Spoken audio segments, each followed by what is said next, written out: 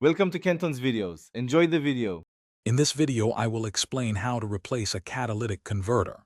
First, gather your essential tools, including a jack stands, and a full set of wrenches and sockets. Always ensure your vehicle is completely cool and securely supported on sturdy jack stands before beginning any work. For safety, disconnect the negative terminal of your vehicle's battery. Applying penetrating oil to any rusty bolts a few hours prior will greatly ease their removal. Now let's get to removing the old converter.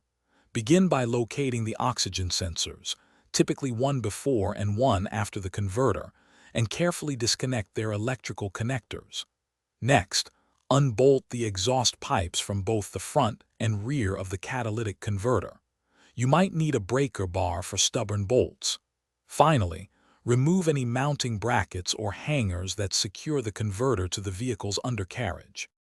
With the old converter out, it's time for the new one. First, clean the mating surfaces of the exhaust pipes to ensure a good seal. Install new gaskets on both ends of your new catalytic converter. Carefully position the new converter into place and loosely attach all the bolts, ensuring proper alignment.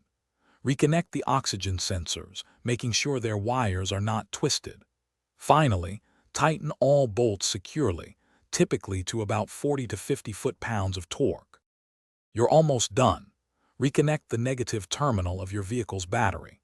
Start the engine and carefully check for any exhaust leaks around the new converter and pipe connections. Listen for unusual noises and observe your dashboard for any warning lights, especially the check engine light. If a check engine light persists, you may need to clear any stored diagnostic trouble codes using an OBD2 scanner. Enjoy your improved vehicle performance. Thanks for watching. Consider subscribing if we helped you.